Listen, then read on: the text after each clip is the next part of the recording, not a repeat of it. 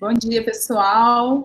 Estamos aqui mais uma vez reunidos para o ciclo de debates do LASHE, hoje com a professora doutora Carolina Alonso, da Universidade Federal do Rio de Janeiro. A professora Carol vai falar um pouco sobre o tema ergonomia, já ela se apresenta. Mais uma vez, nós que compomos o Laboratório de Saúde, Trabalho e Ergonomia, agradecemos a participação de todos vocês, sejam bem-vindos e bem-vindas. Carol, você tem 40 minutos que você pode distribuir como você quiser. Seja bem-vinda, para a gente é um prazer tê-la aqui conosco. E depois a gente tem 20 minutinhos de conversa. É uma conversa sempre muito produtiva, muito rica e que traz e amplia os nossos conhecimentos. Muito obrigada pela sua participação. Eu que agradeço, Bárbara, pelo convite, né, do laboratório em estar aqui com vocês hoje. Antes de começar a minha apresentação, assim, eu queria apresentar um pouquinho da minha trajetória, né, de como que eu cheguei da terapia ocupacional para a ergonomia e um pouquinho dos caminhos que eu fiz aí na minha formação, né. Então, eu sou formada pela USP e desde a graduação eu já trabalhava com a professora Selma Lankman no LIST. Então, eu fiz iniciação científica toda... Eu gostava muito de saúde trabalhadora, assim. Só que a Selma, ela trabalha com psicodinâmica do trabalho. E eu gosto de psicodinâmica do trabalho e tal, mas não era aquilo que me pegava, né? Aí, depois que eu me formei, a gente, como TO, a gente se forma e vai trabalhar onde a gente arruma emprego, né? Eu me formei bem na época que saiu a primeira residência multiprofissional em saúde da família, lá em São Paulo. Já tinha uma, eu acho que no Ceará, que tinha TO, e aí eu concorri à residência, entrei e fui fazer a residência na Estratégia de Saúde da Família, que também era um campo que eu gostava bastante, né, de reabilitação baseada na comunidade e tal. Na USP a gente tem essa experiência de formação, de trabalhar com reabilitação baseada no território, estava bem feliz. Só que foi um momento que juntou as duas coisas, porque eu via que tinha um hiato aí entre aquele serviço, que isso é antes do NASF, viu, gente? Não queria denunciar a minha idade. Antes de existir NASF, existiam serviços de reabilitação e saúde mental de apoio na estratégia de saúde da família, só que como não tinha o NASF, não tinha uma política ainda estruturada, tinha um hiato muito grande, né, entre o prescrito e o real daqueles trabalhadores. E aquilo foi me instigando, e daí da residência eu conversei com a Selma, eu falei, Selma, eu quero fazer um mestrado estudando o trabalho dessa equipe que faz apoio em reabilitação para a estratégia de saúde da família. Então, e aí voltei para o LIST para fazer mestrado lá com a Selma. E aí logo depois a gente teve o NASF em 2008, e aí eu fui chamada por uma OS para trabalhar no NASF, na gestão, na implementação do NASF em São Paulo, né? Por causa dessa experiência do meu mestrado e da experiência na residência. E eu fiquei trabalhando com o NASF até o dia que eu tomei posse na UFRJ, como professora. Então, eu tenho essa dupla formação. Assim, eu fui estudar ergonomia para entender como projetar melhor serviços para o SUS, especialmente na atenção primária. Então, assim, a maioria dos meus artigos, da minha produção, é sobre o SUS, o trabalhar no SUS, o processo de trabalho na atenção primária especificamente. Daí, eu já tinha minha vida planejada, que eu ia fazer doutorado lá na Poli, com a equipe que trabalha com o LIST, de ergonomia, e eu ia sair da prefeitura em São Paulo e tal. Aí só que apareceu esse concurso da UFRJ e eu mudei para o Rio de Janeiro, né? Não estava previsto, não era prescrito.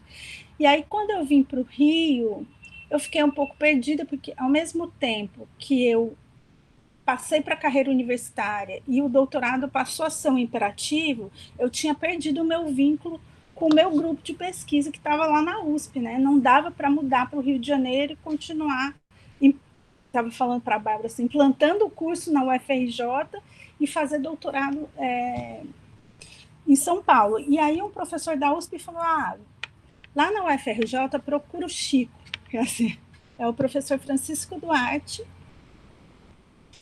e eu procurei o Chico, só que tinha um problema, porque o Chico ele trabalha com indústria de óleo e gás e eu queria trabalhar com o SUS, né? E aí ele falou, tudo bem, você faz o seu projeto, eu te oriento, mas a minha área é óleo e gás. Aí eu, tá bom. Então eu comecei a fazer o doutorado em ergonomia, pensando em explorar, minha primeira ideia era o NASF, e depois nós chegamos à conclusão que o melhor seria voltar para a equipe nuclear. Ainda tinha algumas lacunas para serem entendidas do trabalho da equipe nuclear, e aí escolhi como ator do meu doutorado o agente comunitário de saúde, e tive uma oportunidade de fazer parte do meu doutorado na Universidade de Lyon, lá na França, com o professor Pascal Began, que é meu co-orientador. E o que eu fiz de diferente é que eu não fiz um doutorado sanduíche. Doutorado sanduíche é quando você vai, faz uma parte do doutorado fora e volta. Eu fiz um doutorado em cotutela, uma dupla titulação. Eu defendi pela UFRJ Engenharia de Produção, sobre o trabalho do agente comunitário, e uma outra parte do meu doutorado eu defendi na Universidade de Lyon, então, de onde vem meu doutorado em ergonomia, lá da França. E aí fui me aproximando do Chico, porque quem gosta de ergonomia gosta do assunto, né? A produção do laboratório do ErgoProj, do Ergonomia e Projeto, era muito intensa, muitos projetos de pesquisa rolando ao mesmo tempo, e aí eu acabei, antes de terminar o doutorado, já participando de um projeto para a construção de uma fábrica de graxa. Eu vou falar, eu acho que na apresentação, não sei se eu preparei para falar sobre ergonomia, que tem uma diferença, né, da ergonomia de correção, que é quando a gente entra na empresa para corrigir algum problema, e a ergonomia em projeto, que é quando a gente traz a dimensão do trabalho para o projeto, para o desenho de uma fábrica, de um serviço. Então, eu tive essa oportunidade de participar desse projeto de construção de uma fábrica de graxa, ainda antes de terminar o doutorado, e aí aos poucos também, então hoje eu estou metade, eu estou metade SUS, metade óleo e gás. Agora é muito interessante porque dá para fazer, assim, como as situações são muito complexas, tanto na saúde como na produção de óleo e gás, dá até para fazer alguns paralelos, mas que não é o objetivo da apresentação de hoje. Mas só para apresentar um pouco da minha trajetória, como que, né? E desde que eu entrei na UFRJ, desde 2011, eu sou a professora de Ergonomia, Saúde e Trabalhador e TO, eu sou a professora da disciplina de Ergonomia, né?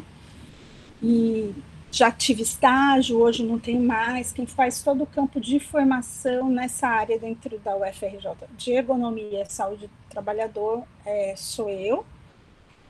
Tem alguns outros professores que desenvolvem pesquisa e estudo sobre o trabalho como atividade, mas mais na área social, assim, dentro da saúde, sou eu que tenho trabalhado esse tema na formação.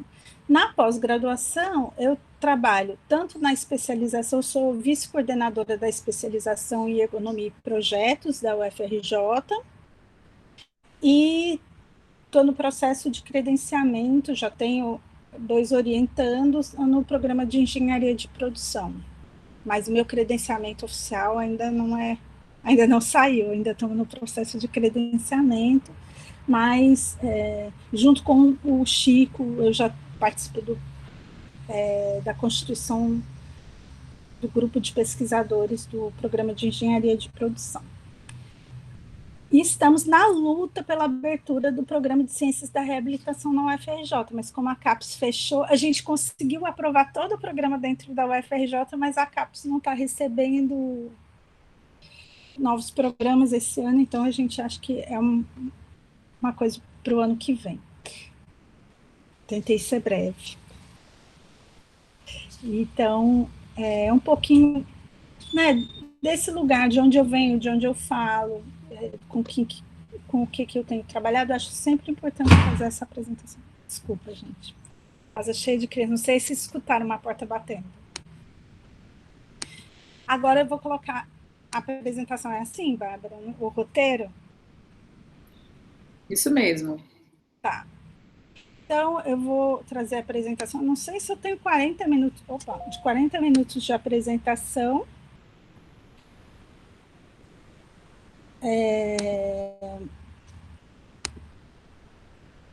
Mas eu trouxe, a gente usa o tempo que sobrar para a gente conversar. Quem quiser fazer perguntas no final. Vocês avisam quando vocês estiverem vendo minha tela? Que agora eu vou ficar cega, né? A gente já está vendo, só que ela ainda está naquele modo que não está ampliado. Para mim já tá. Ó, vou de novo. Ver se agora está ampliado. Não? Não. Então, peraí. Vou sair e entrar de novo da apresentação.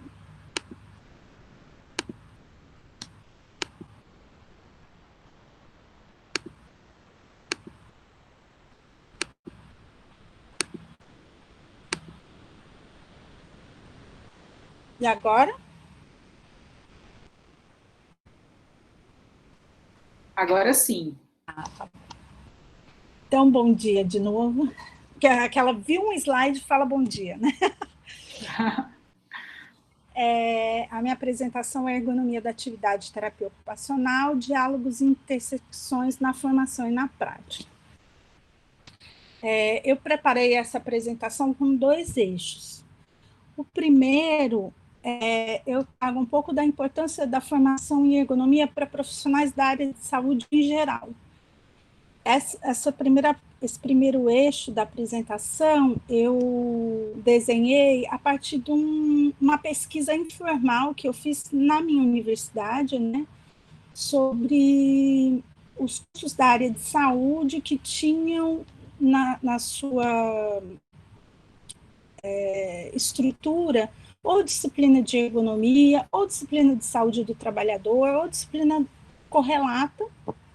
Faço uma breve reflexão sobre a importância da gente ter essas disciplinas na formação para a saúde, e depois eu vou falar do diálogo entre ergonomia e terapia ocupacional nesse campo, tá? Então, o papel da ergonomia na formação dos profissionais de saúde. Gente, eu vou fazer mais aulinha, porque eu não estou vendo ninguém, né? Mas é legal depois ter interação, mas aí deixa para o final, né? Então, como eu falei para vocês, eu levantei dentre os cursos da UFRJ, da área de saúde, os que tinham... Primeiro eu queria a disciplina de ergonomia, aí ficou muito difícil, né? O critério de inclusão ficou muito estreito. Aí eu falei, tá bom, ergonomia ou saúde e trabalho. E aí eu tive esse resultado, né? Que alguns cursos não têm, então nutrição, fono, físio, farmácia e educação física, não tem nem ergonomia nem saúde de trabalho, e os outros cursos têm esse panorama aqui. O único que tem disciplina obrigatória de ergonomia é a TO. A saúde coletiva e a odontologia, elas têm disciplinas que citam a ergonomia como conteúdo da sua ementa. Na psicologia, a gente tem uma disciplina que cita a psicodinâmica do trabalho. E aí, 2 cursos, medicina e enfermagem. Tem disciplina de saúde do trabalho, não cita ergonomia, mas tem saúde do trabalho. E 5 cursos não tem nenhuma disciplina com a temática do trabalho em seu currículo, né? O que me deixou um pouco preocupada, e eu fui conversar com alguns coordenadores desses cursos, fui perguntar, saber, né? Quando eu falei sobre ergonomia especificamente, duas questões emergiram, né? A primeira é que a ergonomia é uma especialidade, então ela não caberia na grade curricular da graduação, né? Então, se a pessoa quiser fazer ergonomia, depois que ela se forma, ela faz uma especialização. Ou então, assim, eu lembro de um curso que falou assim, não entendo o que a ergonomia pode contribuir para a formação na minha área, né? E aí eu discuti até, quase que fiz um folheto e fui entregando para as pessoas, né? Até a questão do trabalho. Então, eu fiquei pensando na nutrição, por exemplo, o trabalho em turno, que ele vai ter vários impactos na questão, né, do sistema digestivo da pessoa, que eu acho que não chama mais digestivo, é digestório. Então, quem trabalha à noite produz menos suco gástrico, então, se alimentar à noite, tem várias questões que estão envolvidas com a dimensão do trabalho, que vão ter impacto na saúde das pessoas, e que eu creio que não podem passar despercebidas na formação na área da saúde em geral, né? E com relação à ergonomia, essa questão dela ser uma especialidade e tal, é porque no Brasil, pelo menos, a gente tem uma visão mais estreita do que seja ergonomia, né? A ergonomia, ela por definição, a definição da Associação Internacional de Ergonomia, ela aponta que a ergonomia é uma disciplina que estuda a interação do homem com os sistemas, né? Então, que vão se aprofundar, que vão entender como que o limite do funcionamento humano, ele lidando com a tecnologia, com os instrumentos, não só na área do trabalho, né, mas hoje tem uma discussão muito forte aqui, só para ampliar, porque a gente, já dando spoiler da minha própria apresentação, né,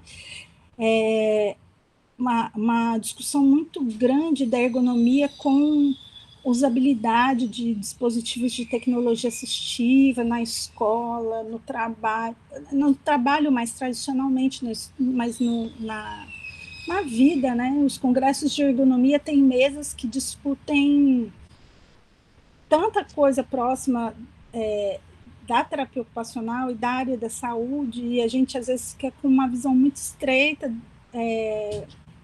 da própria ergonomia, e eu acho que isso contribui para essa falta de conhecimento das pessoas sobre qual poderia ser a contribuição da disciplina. Então, no geral, assim, compreender o trabalho para transformá-lo é o nome de um livro da ergonomia da atividade, que a gente tem como um livro fundador, né? A ergonomia ela serve na área da saúde para nos dar esse olhar o que eu conheço em profundidade. Então, isso vai se refletir quando eu atendo uma doença relacionada ao trabalho na minha clínica. Então, se chega uma pessoa com Layne-Dort, por exemplo, com uma síndrome do túnel do carpo, que tem relação com o trabalho, e eu só trato lá o sintoma, e não penso no trabalho dessa pessoa, essa pessoa vai adoecer de novo, né? Essa pessoa vai adoecer de novo.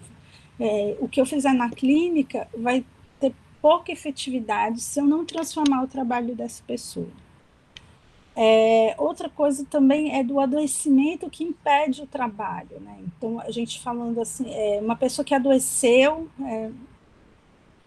por outras razões, não necessariamente relacionadas ao trabalho. Por exemplo, eu discutia isso um tempo com colegas que trabalhavam no hospital universitário, né? Cada dia mais, por exemplo, a gente tem sobreviventes de câncer. E aí, essas pessoas têm que voltar ao trabalho. E é como se tem um hiato, né? O retorno ao trabalho, ele fica sempre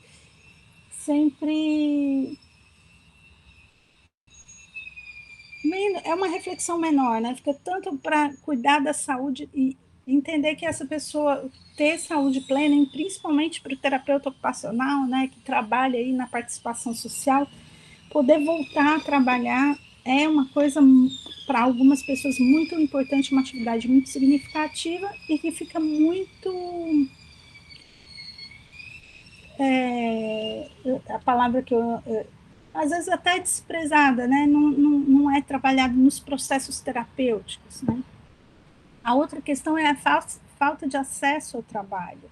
Então, os processos de inclusão de pessoas com deficiência, de pessoas com sofrimento psíquico, de pessoas em vulnerabilidade social, que não conseguem fazer esse processo de entrada no mundo do trabalho, também é uma questão importante. E aí aqui eu estou, lógico, falando da terapia ocupacional, mas eu estou falando para a formação em saúde, né? Na minha disciplina, eu trabalho no Centro de Ciências da Saúde.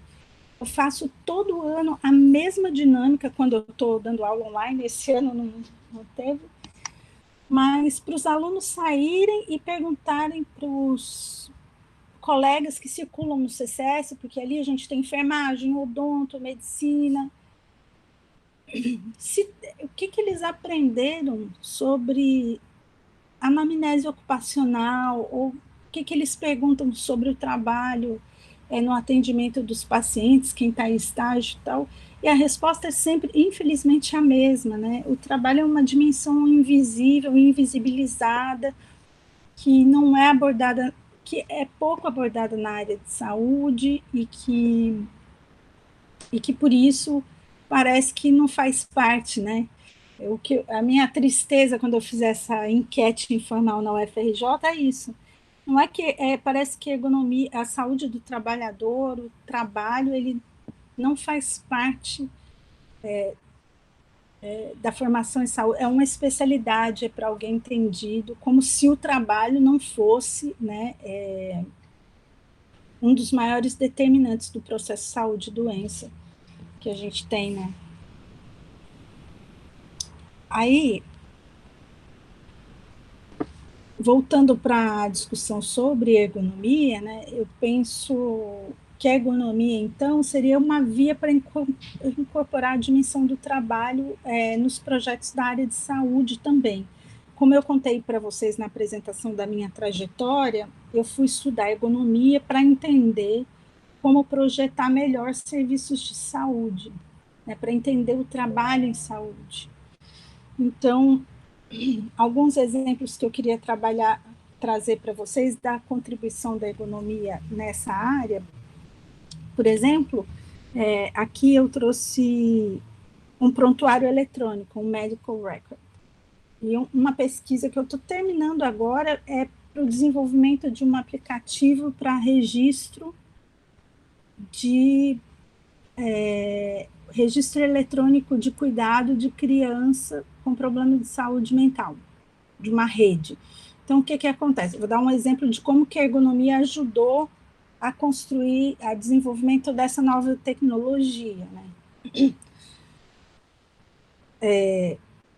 Eu tenho uma colega da saúde mental que ela trabalha com um tipo de atendimento em saúde mental que chama cuidado colaborativo, que é nada mais, nada menos que você integrar a rede de cuidado em saúde mental, aí no caso o CAPS, a escola, todos os serviços que atendem crianças de um determinado território aqui do Rio de Janeiro. Só que eles faziam reuniões, discutiam os casos, e ao longo da semana o médico da família atendia, ou o psicólogo no CAPS, ou acontecia alguma coisa na escola, e eles se comunicavam via WhatsApp. E qual é o problema do WhatsApp? O WhatsApp se perde, né, gente? Depois que tem um monte de mensagem no WhatsApp, você não consegue recuperar. E aí, essa colega me procurou, e a gente foi, então, estudar o trabalho desses diferentes, porque tinha incompatibilidade, por exemplo, entre como a escola registrava o caso, como o psicólogo, sobre os equipamentos que estavam disponíveis para o uso. Então, por exemplo, um exemplo bem simples, assim, a gente descobriu que ele tinha que ser uma interface fácil de usar no celular, porque nem todo serviço de saúde tem disponível o computador, então tem que ser uma coisa que no celular você olhe e consiga fazer o registro no celular, que é o dispositivo mais comum e que tem para os profissionais. Embora isso pareça óbvio hoje, né, tudo que a gente quer tem que ter uma interface usável no celular, isso não era claro para aquela equipe. Foi a partir do estudo de ergonomia que a gente fez que a gente descobriu. E aí, várias questões de interface do sistema mesmo. Então, assim, como viriam os alertas para falar. Quando eu quero avisar o CAPS que é alguma coisa, então, como que eu mando o alerta para o CAPS? A tradução do conhecimento entre diferentes áreas, então, porque você tem a área da saúde, da assistência social, então o médico escrevia de um jeito que para o médico estava muito tranquilo, mas para o pessoal da escola não estava, e nós fizemos várias reuniões, várias reuniões, e esse aplicativo está sendo terminado esse mês de outubro, se Deus quiser, para a gente registrar a patente dele e tal. E foi um estudo de ergonomia para desenvolvimento desse registro eletrônico de saúde. A revisão da literatura que a gente fez sobre registro eletrônico de saúde também apontou o seguinte, que a maioria desses registros são feitos sem conhecer o trabalho das pessoas que vão usar. Porque para o projeto da minha colega, a gente podia pegar um registro que já existe no mercado, um aplicativo que já existe. Mas como eles são feitos sem pensar no trabalho das pessoas, era muito difícil achar um aplicativo de mercado que servisse para aquele grupo de trabalhadores. Então, essa é uma das contribuições da ergonomia, desenvolver dispositivos como registros eletrônicos de saúde mais adaptados a situações de trabalho. Outra coisa, uma outra situação que eu trago aqui, por exemplo, vocês estão vendo um robô para cirurgia. Um robô cirurgião, um médico, então, ao invés do médico operar, ele opera um computador, né? Será que operar desse jeito, como que se desenvolve esse sistema? Dá para pensar, sem pensar junto com o médico, com o enfermeiro que vai utilizar, quais são os limites desse tipo de tecnologia, né? Por exemplo, de cirurgia, aqui nem é à distância ainda, o médico está na sala de cirurgia, mas a gente já discute cirurgia à distância, como isso vai se desenvolver, que tipo de trabalho é esse, né? Aqui outra coisa, na saúde, agora na época do Covid, isso daqui é um robô, né, para treinamento em saúde. A simulação, a ergonomia, ela discute muito a questão da simulação da situação de trabalho. É óbvio que entubar um robô não é a mesma coisa de entubar uma pessoa idosa no pronto-socorro, numa situação onde o real do trabalho se apresenta, né? Às vezes a falta de insumo, a abertura da boca daquela pessoa, agora, tipo, essa questão da intubação no Covid, né? Tem gente que não tem abertura da boca, você tem que deslocar a mandíbula e tal, mas os limites e potencialidades desse tipo de formação, de simulação, né? Porque às vezes eu vejo um discurso onde está tudo resolvido, porque agora a gente tem o robô, a gente vai treinar no robô e a gente vai aprender tudo no robô, e eu acho que tem potencialidades, mas também tem limites, e é uma coisa que a ergonomia pode contribuir bastante, porque ela já desenvolve muito estudo na área de simulação. A questão da segurança do paciente, né, que é uma coisa que na TO até a gente discute pouco, mas que é fundamental, é a questão da segurança do paciente. Como que a gente garante a segurança do paciente sem pensar no processo de trabalho dos trabalhadores da saúde, né? Então, às vezes, fica muito focado no erro, uma visão de segurança que na indústria já está sendo questionada e que ainda é muito usada na segurança do paciente, né? Que é, vamos prescrever mais normas, prescrever mais regras, porque aí vai ser seguro. A ergonomia, ela faz uma reflexão diferente, a reflexão que a ergonomia faz, vamos oferecer condições de trabalho onde as pessoas possam pensar antes de fazer, possam tomar decisões com calma, que elas não estejam exaustas, né, para tomar decisões enfim, a questão da segurança do paciente é uma discussão muito cara para mim e eu acho que a ergonomia tem muito para contribuir. E, por fim, a minha área aí do coração, que é, por exemplo, pensando como desenvolver melhor um sistema público de saúde, o SUS. Eu falei para vocês no começo da minha apresentação, toda a minha trajetória foi para pensar e refletir sobre a transformação do sistema único de saúde, mas principalmente pensando a partir da necessidade real dos trabalhadores, do trabalho real. Né? Às vezes, desculpa, passou uma moto. O SUS é muito... Sempre me moveu, assim, minha questão principal de pesquisa foi sempre uma reflexão da importância do SUS para nós brasileiros, né?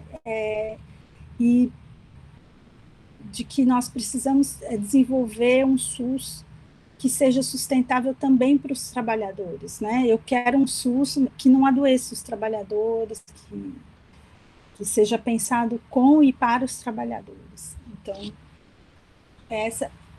essas são algumas das contribuições da ergonomia para a área de saúde no geral. E aí eu vou tentar fazer aqui Ixi, gente, minha hora está acabando. O diálogo entre a ergonomia e a terapia ocupacional. Eu já ia dizer, Carol, temos mais 10 minutos. Eu já vi. Não, mas eu estou controlando o meu tempo aqui, Bárbara. Não tem muitos slides ainda, não. O diálogo entre a ergonomia e a TO na saúde do trabalhador.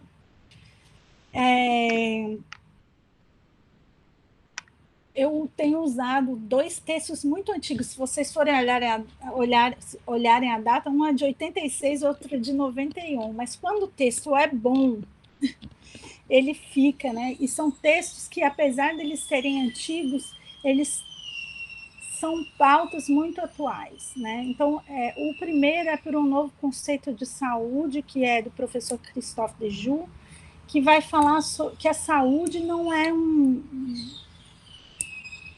bem-estar, um estado de bem-estar perfeito, né? A ausência de doenças, toda essa discussão que a gente já faz e que parece antiga, mas que ainda está, né? Porque a gente faz essa discussão que saúde não é ausência de doença e tal, e quando vai para o campo da saúde do trabalhador com ergonomia, muitas vezes vai tentando buscar causalidade direta entre o trabalho e a doença. Então, é essa postura que causa essa doença, é o movimento repetitivo que causa essa doença. E assim, a gente tem um grupo muito pequeno de doenças relacionadas ao trabalho que tem essa causalidade bem estabelecida, que são as doenças profissionais, né? Então, a maioria das doenças são relacionadas ao trabalho, são agravadas pelo trabalho, e aí, muitas vezes, o que me deixa triste é que os profissionais que vão trabalhar com ergonomia, eles vão buscando esse olhar muito ultrapassado, né? Quando a gente pensa na dimensão da saúde, né? E com propostas simples, né? Então vamos mudar mobiliário. Eu não trouxe nessa apresentação, mas assim, eu fiz um levantamento breve na Cochrane sobre evidências sobre prevenção de dor lombar ou adoecimento de membros superiores. A Lancet é uma revista importante, ela lançou vários números só sobre dor lombar, e não só dor lombar, back pain, dor nas costas e membros superiores, falando como esse tipo de intervenção, tipo, muito simplista, eu vou só trocar o móvel, ou eu vou fazer educação em saúde, falando como as pessoas devem se sentar, ou como elas devem transportar carga, que isso, a evidência, né, não sou eu que estou falando, ou de alongamento, por exemplo, da ginástica laboral, do tipo alongamento, como isso tem pouca efetividade na prevenção de doenças musculoesqueléticas relacionadas ao trabalho no geral. Depois eu posso passar essas referências aí, depois Bárbara pode disponibilizar. E então a reflexão maior que eu queria trazer hoje é ampliar o escopo da intervenção quando a gente pensa em ergonomia, na clínica, em ergonomia, saúde do trabalhador e no ambiente de trabalho, né? Na clínica, eu falo assim, a maioria dos meus estudantes não escolhe a saúde do trabalhador como um campo de intervenção. Então, eu para me consolar, eu falo assim, olha, se você incorporar na sua anamnese uma pergunta sobre o que a pessoa faz, o que ela trabalha, muito importante saber, mais importante saber com o que ela trabalha, com o que ela já trabalhou, porque às vezes a doença que a pessoa tem agora é fruto de um trabalho que ela teve 10 anos atrás, né? E incorporar o que você trabalha, com o que trabalhou, se não trabalha, se quer voltar para o trabalho, é uma pergunta tão simples e que muitas vezes ela é esquecida, nos encontros entre terapeutas ocupacionais e seus clientes, né? Quer voltar ao trabalho, né? E às vezes eu sei que na clínica você não vai ter espaço para fazer, não vamos dar conta de tudo, né? Mas isso tem que estar no radar do terapeuta ocupacional. A participação social dos adultos por meio do trabalho é uma questão que tem que estar pautada em qualquer projeto terapêutico, seja no campo social, seja na saúde mental, seja na reabilitação física, né? E para a gente não cometer o erro lá, no começo da apresentação, eu falei como essa dimensão, a dimensão do trabalho, ela fica invisível. A gente tem que tornar isso visível, e às vezes tornar isso visível é o que é possível fazer na clínica, né? E também ampliar o escopo das intervenções no ambiente de trabalho.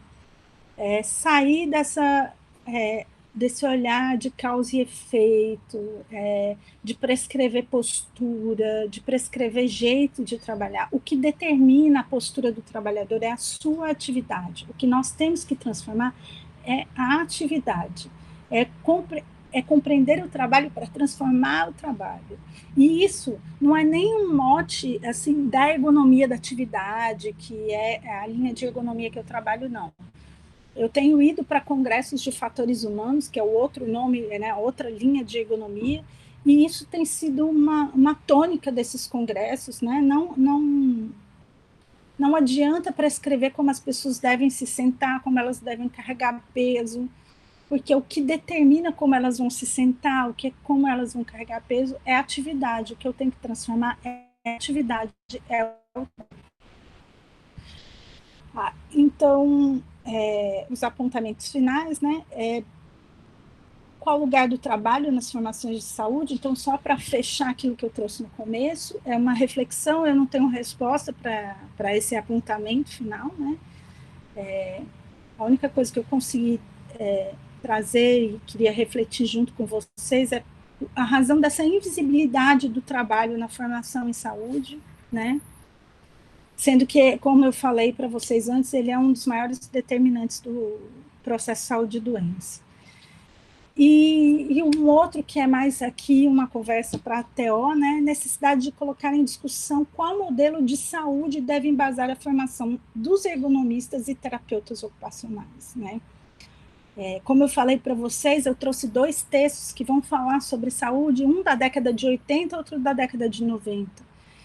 E a gente ainda fica repetindo, gente, esse modelo antigo, que não é baseado em evidências, né, que tem pouca efetividade para a saúde dos trabalhadores, às vezes por uma determinação do mercado, mas a gente precisa colocar em prática outros modos de pensar em e produzir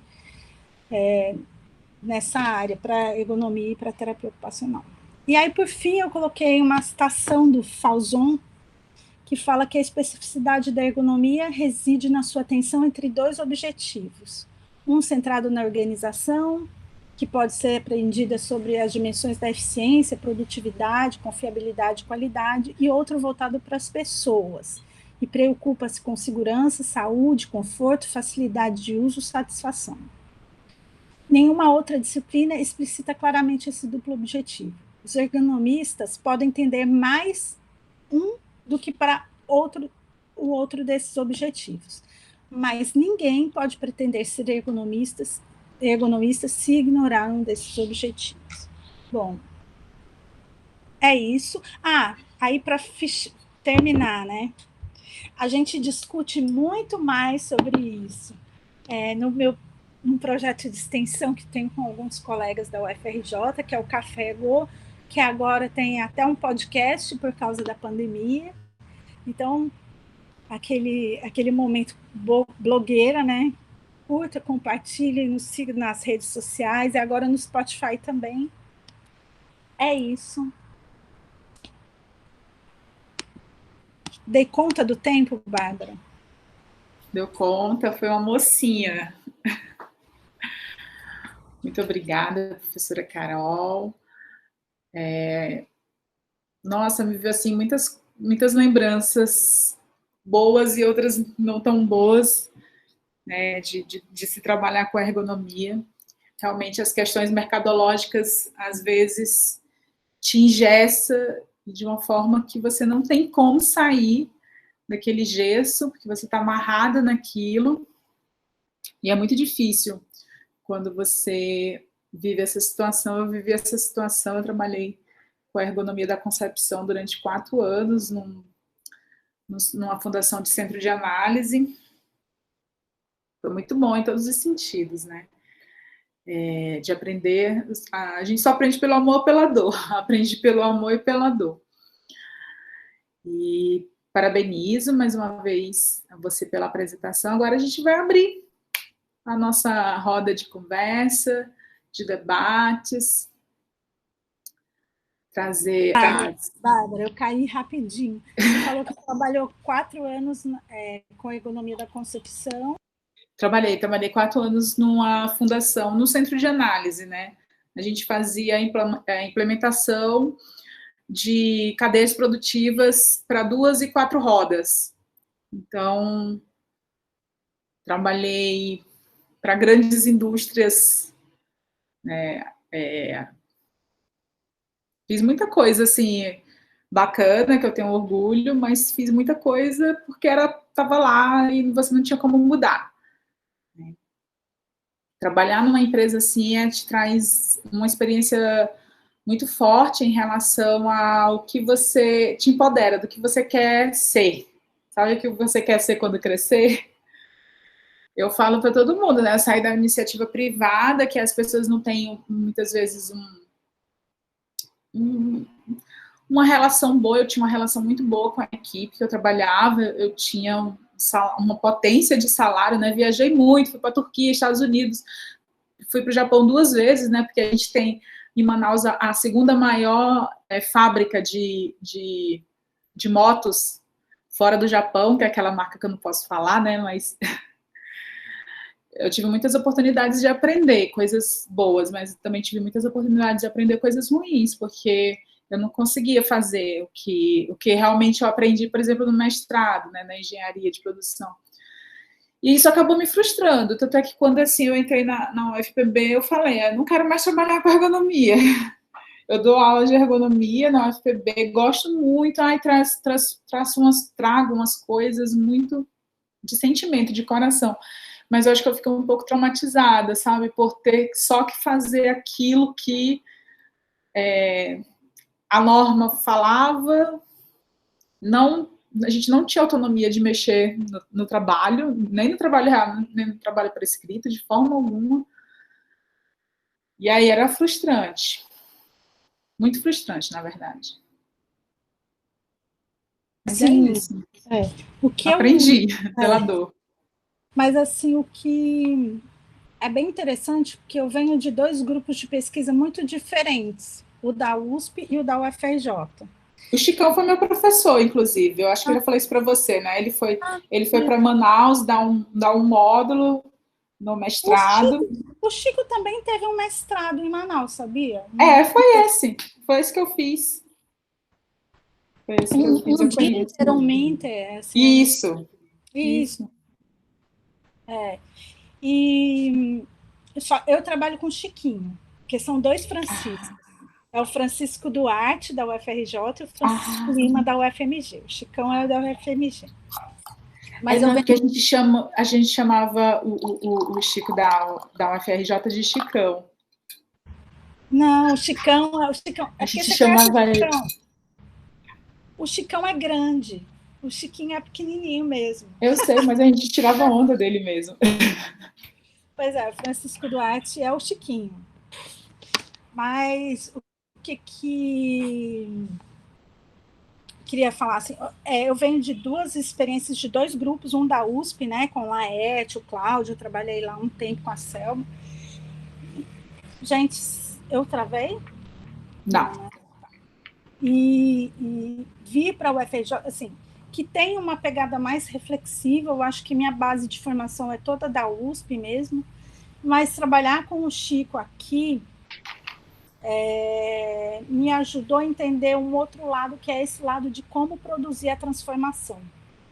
Que não é simples, né? E que eu entendo ainda que eu estou dentro de um lugar privilegiado, porque todas as consultorias que a gente fez foi a partir de uma demanda da empresa, a empresa desejava aquela transformação, mas a construção da transformação é um pedaço da ergonomia que às vezes fica um pouco... Parece que a ergonomia é só ir lá e fazer a intervenção. Mas toda essa articulação que você tem que fazer com os outros níveis de gestão, né, de como você, mesmo em situação de projeto, né, como você dialoga com as outras disciplinas, né, por exemplo, com as outras engenharias. Como que você fala assim, olha, isso daqui não pode ficar aqui, porque... Eu vou dar um exemplo bem... Nesse primeiro projeto lá da fábrica de graxa, a gente começou a fazer o estudo e viu que tinha um mezanino onde o trabalhador ia ter que levar 1 tonelada ao longo da jornada do dia de um produto, ele ia ter que subir a escada e colocar, e aí da área da saúde falou, peraí, nem meia tonelada, não dá para dividir nem por 2, nem por 3, é um absurdo. E a gente foi discutir isso numa situação de projeto. E é tão louco, o ergonomista ele fica com um papel de interlocutor entre as disciplinas, porque assim, o engenheiro civil falou, mas espera aí, 1 tonelada nesse mezanino? Esse mezanino não está preparado para receber 1 tonelada. Então, é uma questão quando você coloca em cena a dimensão do trabalho, você coloca em cena o próprio projeto, assim, o projeto vivo, porque o projeto parece que é uma coisa morta, né? É um mezanino e um processo que vai acontecer ali. E aí, quando a gente falou, não, mas... Não, mas não vai poder ter mesmo 1 tonelada. Assim, a transformação, ela acontece por meio desse processo social, que é colocar o trabalho em diálogo com outros colegas, quando é situação de projeto, mas também com outros níveis de gestão, com outros na empresa. Porque senão não anda mesmo. O ergonomista, ele vai faltando com o gerente, com gerente de proximidade e tal, numa falsa discussão sobre isso é caro, isso é custoso, não vou fazer e tal. E uma coisa que para mim também não dissocia muito é da questão da saúde do trabalhador, porque às vezes não é a empresa que vai mudar, porque ela é legal mesmo, né? é a pressão social, é a fiscalização, é a legislação que vai fazer, não a norma pela norma, mas a norma às vezes ajuda também a falar, não, isso sim, enfim.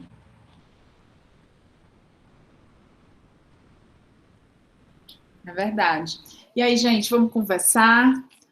Vamos aproveitar nosso momento de diálogo, vamos colocar aqui nossas experiências, nossas dúvidas para a professora Carol responder, contribuir, debater. O momento é agora. Todo mundo em silêncio. As pessoas às vezes parecem tímidas, né? Eu tenho uma aluna, a Natália, ela está formando agora, ela forma agora em dezembro. E a Natália é técnica em segurança do trabalho. E ontem a gente estava discutindo isso, porque ela está trabalhando, né, nesse momento. Agora ela iniciou um novo projeto. E a gente estava discutindo muito essa questão ontem do trabalho real e trabalho prescrito. Olha, Nath, que a professora Carol é a pessoa para você conversar e para você debater esses assuntos. A gente também, Carol, tem muitas pessoas formadas, né? A Adriana já participou de outros encontros, a Andrea. Então, assim, a gente tem profissionais aqui também de várias partes do Brasil que sempre participam com a gente.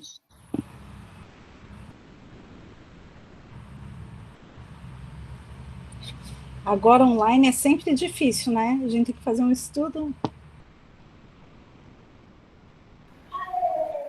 Está todo mundo tímido. Mas é muito interessante essa fala que a doutora Carolina traz, né? Da gente conseguir ver a ergonomia de um jeito mais amplo, né? O quanto que isso é importante para a nossa atuação, né? Então, gostaria só de agradecer mesmo por você compartilhar da sua experiência, mostrar o quanto que a gente pode tá no SUS e também tá em outros lugares, né? Que eu acho que isso também é muito interessante a gente ver que não precisa a gente focar necessariamente em um único campo, né? A gente consegue oferecer a nossa prática para vários caminhos. Então, muito obrigada pela fala, doutora.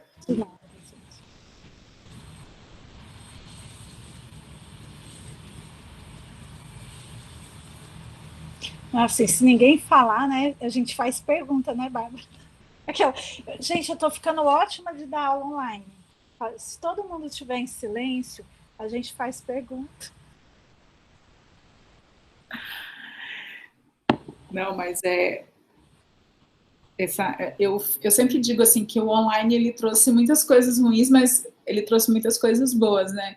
Imagina em qual momento a gente poderia estar tendo essa discussão. Eu estou em São Paulo, né? Estou morando em São Paulo quando a pandemia começou, eu vim para cá, para minha segunda casa.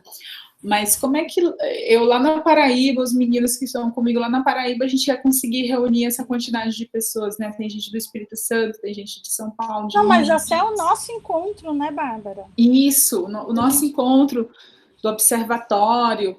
Isso, a gente foi a pandemia.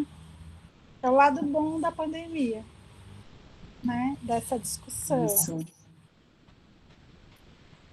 E eu tenho uma pergunta que ontem me fizeram isso. E uma aluna minha que recém formou, ela falou assim, Babi, como é que você vê o futuro das análises ergonômicas agora por conta desse distanciamento, né? Porque eu não sei se vocês viram, ontem a Holanda fechou todos os cafés, bares e restaurantes, né, de todo o país, porque foi detectado, entre aspas, uma nova cepa do coronavírus. Inclusive, profissionais de saúde que já tinham tido foram recontaminados e eles não sabem ainda o que é, mas é algo diferente. E aí, no final, o repórter perguntou, será que a gente vai ter agora, não uma segunda onda, mas sim uma grande tsunami? E aí ela veio me perguntar se eu achava que essa virtualidade ia trazer, por exemplo, ia afetar as análises ergonômicas do trabalho, por exemplo. Assim, não tem como fazer análise ergonômica virtual. Ponto. Isso é um limite claro. Por exemplo, projetos de pesquisa que eu já tinha feito uma análise ergonômica, tipo, eu já tinha 1 ano de análise, o que a gente conseguiu fazer nesse momento, algumas validações com os trabalhadores. Mas eu não consigo observar a pessoa trabalhando pelo computador. Por outro lado, eu acho que, num primeiro momento, houve uma coisa assim, vai acabar a viagem a trabalho, porque agora todo mundo vai aprender a trabalhar pelo computador e tal. E o que a gente tem visto ao longo da pandemia é que não é bem assim. Que também, se por um lado a pandemia permitiu o meu encontro com a Bárbara, é um encontro bacana que tem alguns limites do virtual, né? E que, em se tratando de situações de trabalho, por exemplo, vou falar do meu caso. A minha disciplina é prática. Os alunos descem e fazem observação dos trabalhadores na universidade. Não é a mesma coisa, é uma coisa que a gente está pensando temporariamente, mas a gente está no meio do tsunami. Eu acho que a gente está no meio do tsunami, Bárbara. Eu acho que o tsunami não vem por aí. O tsunami, a gente está no meio, já está, entendeu? Na verdade, o que a gente está vendo é como sobreviver no meio da onda. E que eu me questionei muito no começo da pandemia se eu ia começar intervenções. Então, assim, eu tenho colegas de outras universidades que me convidaram, falando, vamos para o hospital, olhar o front, a linha de frente, vamos fazer um estudo agora. Que bom que eu não fui, né? Porque a gente... É um momento quase que de guerra mesmo. A gente montou hospitais de campanha, começou a trabalhar, agora desmonta o hospital de campanha, vem outra coisa. Tem que ter um cuidado muito grande, né? Porque para não ficar oferecendo, para não dourar a pílula para esses trabalhadores que estão na linha de frente, num sofrimento muito intenso, né? Dourar a pílula, que eu falo assim, de oferecer uma coisinha que não vai resolver, porque não tem como eu falar, não vai trabalhar e deixa as pessoas morrerem de coronavírus, mas ao mesmo tempo um efeito assim desse momento do coronavírus, né? Foram contratados muitos trabalhadores de saúde para os hospitais de campanha, que ficaram lá na linha de frente. E agora esses hospitais são desmontados e essas pessoas... Quando você volta da guerra, você tem uma pensão, sei lá, o militar, né? Quando a gente compara a guerra, mas assim, o militar, ele tem todo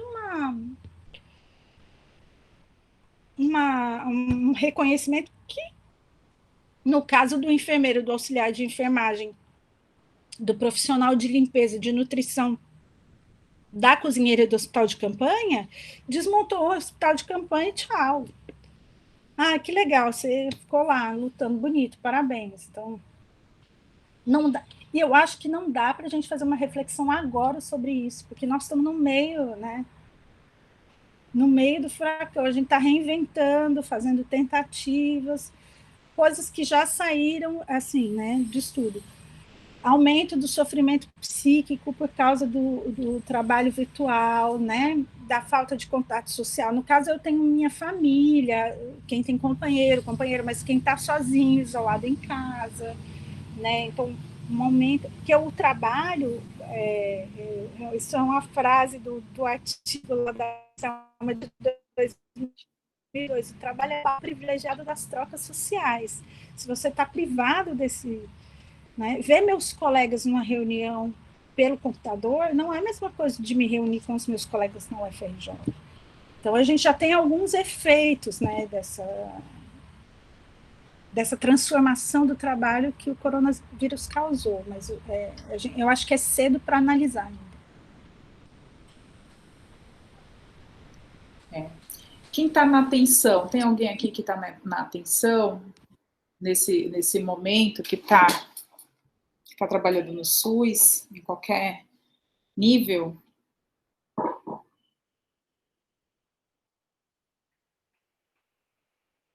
Acho que não temos.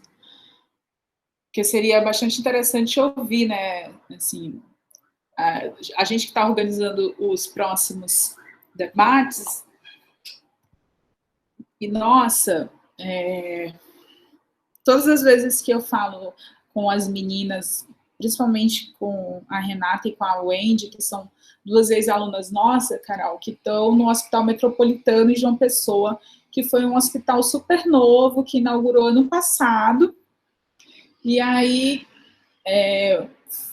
ele contratou, tem uma quantidade não suficiente, mas uma quantidade boa de terapeutas ocupacionais trabalhando, tanto a nível de plantão, né?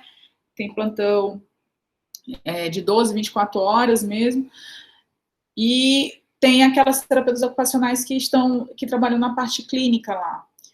E foi montado um hospital de campanha lá, e foi desmontado, e aí foi uma coisa que eu perguntei delas, e agora, né? E depois? E como foi trabalhar nesse processo?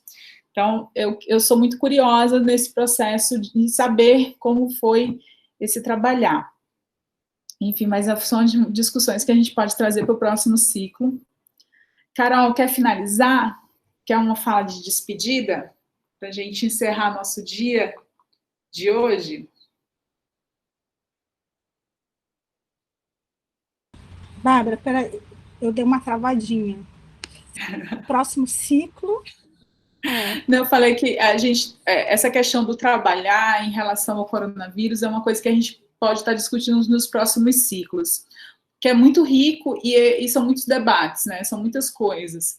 A pandemia ela nos trouxe, por exemplo, a questão, você é mãe, né? A gente está tentando trazer algumas pesquisadoras que estão na área, né?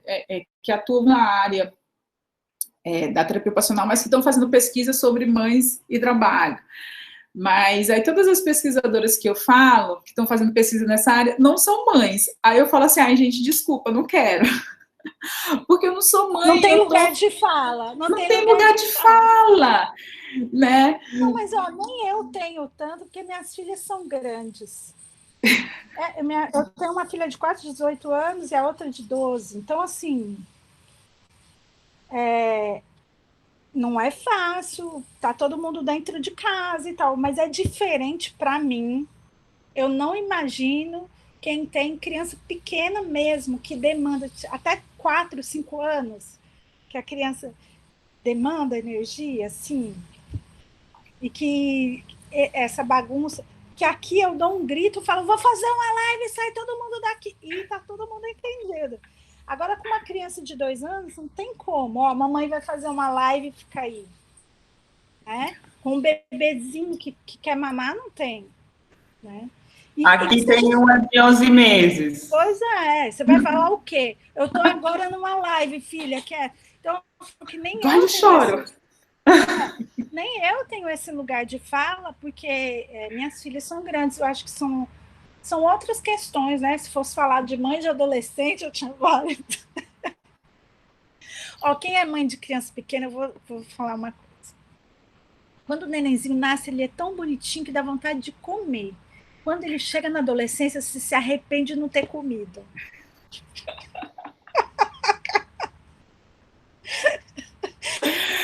Ai, pai. Mas são outras questões, de fato. Eu acho que estudar a maternidade e o trabalho remoto dos papéis ocupacionais, eu acho que predominantemente para mães de crianças.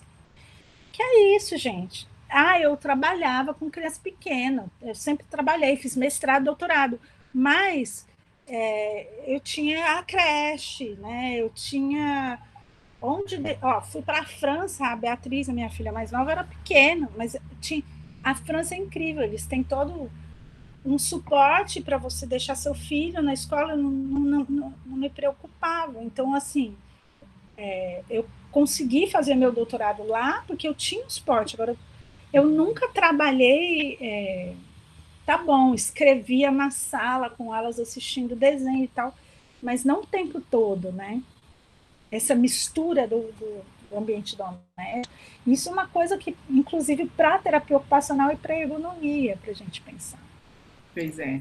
A gente está na busca. Eu vou falar com a Juliana Barros. Eu acho que ela tem lugar de fala, Juliana. Eu tô namorando, assim, ela. Vamos acho que a Ju, outras pessoas, mas que eu tenho um colega da UF que tem um filho de 3 anos, que é pai, porque às vezes a gente pensa... Homem não quero. Não, mas você pensa muito na mãe e não pensa no pai, né? Mas, cara... Não, porque todos os meus amigos que são pais nesse momento, eles estão fazendo o que eles deveriam ter feito a vida toda. Não, no caso... Mas tem uma sobrecarga para a mãe e para o pai. Acredito, eu sei disso. Mas eu creio ainda que a mulher, o papel ainda da mulher... Não, muito... eu creio, mas eu acho que tem o da paternidade, assim... Se o pai faz o que ele deveria fazer, sim, fazia antes, então... Então, assim, eu e meu marido trabalhamos. Então, uma parte você vai ficar com... Sobrecarrega o pai também. Né? Porque, assim, que não é só cuidar do filho. Quem tem filho pequeno tem que fazer a comidinha do filho... Então, assim, enquanto eu estou aqui dando aula, você faz aí a sopinha, né? Porque quando você, né? Me passa, então, o contato dele que eu vou namorar. Vou pensar, vamos pensar. Ele é do desenho industrial, mas ele é pai e é ergonomista, é um cara super bacana, mas que eu acho que a gente precisa pensar nesses papéis ocupacionais. Quando eu falo, Carol, que eu não tenho lugar de fala, gente, não tenho mesmo. Eu falo, pega um sanduíche. Quem tem criança de 3 anos não tem isso. Vai na geladeira, pega o quê? Criança nem alcança. É isso. Pois é verdade. Carol, muito obrigada pela sua participação hoje. Pessoal, muito obrigada pela participação. Até o final da semana a gente está colocando o último ciclo no nosso canal do YouTube. Peço a vocês que compartilhem, que divulguem, tá certo? E a gente se encontra daqui a 15 dias novamente com um tema que abrange e aborda esse universo do trabalho e do trabalhar. Um beijão, vou finalizar a gravação e até a próxima.